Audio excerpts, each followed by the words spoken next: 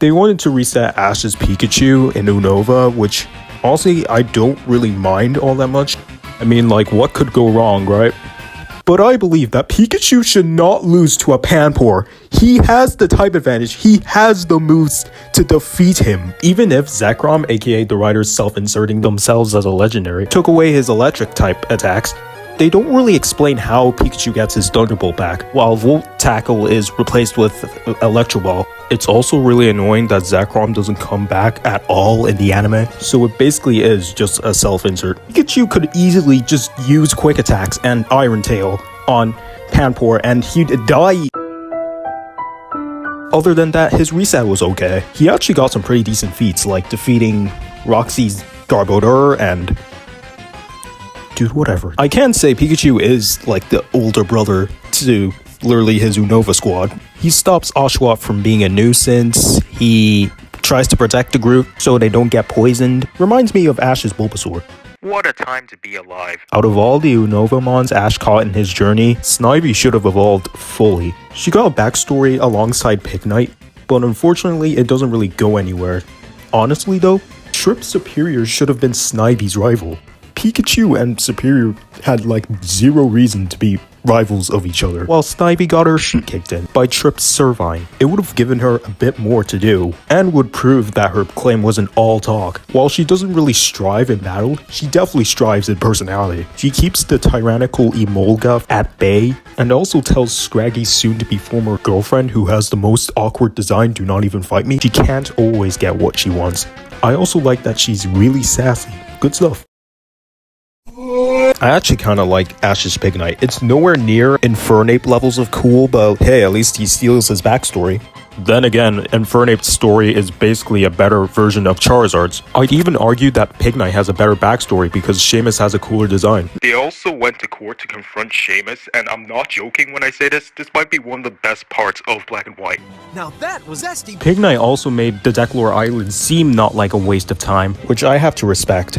Oshawott, or Lisa Ortiz for short, because that's who she voices. The only characters I didn't know Lisa Ortiz voices are Samara and Konya from Pokemon Horizons. Oh, little babies! Woohoo! You are the cutest!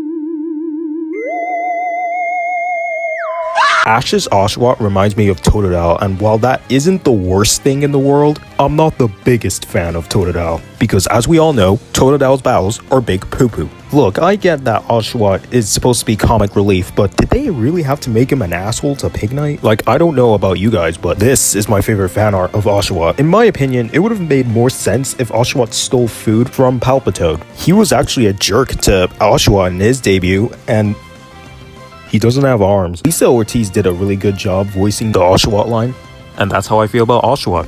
He's fine. I kinda like his gag when he just pops out of his ball. Just makes him a bit unique, you know? And now we're going to get into the forgettable Pokemon, starting off with Unpheasant. And can we all just agree that Unpheasant is better than Pidgeot? Not by design wise. Unpheasant was an MVP in Skylar's gym battle.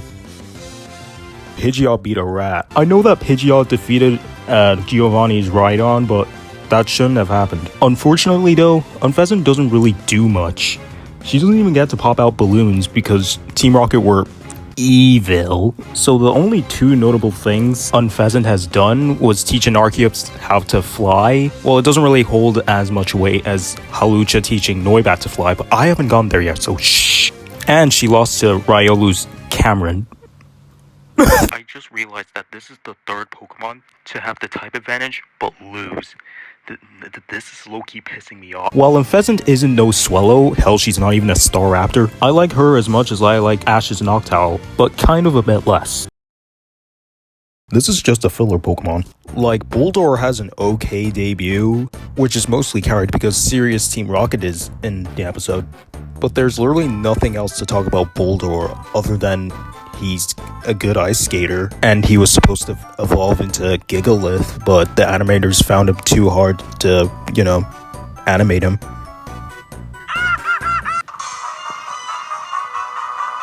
Palpitoad is shockingly not good. I mean, wow, really? No way. A guy that's only been seen like 10 times in the whole anime. I just feel so bad for the Palpitoad Nation. He debuted in the worst gym in this station. Why is the way taller than fucking Ketchum? Dude only has 90 appearances. Palpitoad actually had a lot of potential in the personality department. He was first shown in his debut to be really cheeky, rude, and even had an army. Just like Muck. For real. But unlike Muck, Palpitoad has more than 2 moves. I don't have to tell you why that's ludicrous, right? So what's the problem with Palpitoad? Why is he the most hated / most forgotten Ashmon to date? Well, similar to Muck, his personality also did a 180, but they took all the cool things that Palpitoad had in its debut and then just chucked it out of the garbage. Like seriously, when was the last time Palpitoad actually interacted with his friend after his debut? I feel like they wanted to do more with Palpitoad, but there was just too many of them, and well, that's a perfect summary of Ash's Unova mons. But do I find him the worst? No, not really. For starters, Palpitoad's voice is actually really interesting and unique, and I already talked about his debut being pretty solid. In my opinion, Palpitoad falls into the same category as Totodile. They both have a lot of potential and stellar personalities, just they do nothing. Hey, same strategy, Palpitoad. So, use supersonic. Palpitoad's determination has got me shivering. What I'm basically saying is that Bulldor, in my opinion, is worse than Palpitoad, which is a shame because I really wanted to like Ash's Bulldor. He's basically just a pet rock. And while I find that really cute, he suffered really badly with screen time. Now we're getting into the good Pokemon again. Scraggy's pretty decent, although I would be lying if I didn't say I was disappointed that he didn't evolve. Scrapty is my favorite Gen 5 Pokemon. He's so cool. Best moments of Scraggy were obviously the black and white tournaments and his relationship with Iris's Axew, which was another best part of Unova. So why does their relationship just abruptly end? I'm probably the only one asking for this, but I wished that Scraggy got released so he can play with Iris's Axew all the way to Haxorus. And hey, what do you know, maybe Scraggy could evolve under Iris's care. I really hope I'm not the only one wishing for that. Also, the universe hasn't been really kind to the dark type. Look at the competition. Leavanny. You guys may know him as the caring mother, while I know him for Pokeeeee shit-talking Burgundy's gym battle, you know, the one he also evolved in. He called the battle a slideshow, and for some reason I feel violated. I think the most surprising thing about Leavanny is his voice. But like I said anyway, he was basically the mother of the group. He had a solid battle with Sock, even though he lost, but it was pretty well engaging. Unfortunately, Leavanny is also underutilized, so that's really fun. If it were up to me, this would be Ash's Unova team. We have finally reached the end mark, and let's talk about the man of the hour. The guy with the sauce. The guy who allegedly saved the team. I present to you...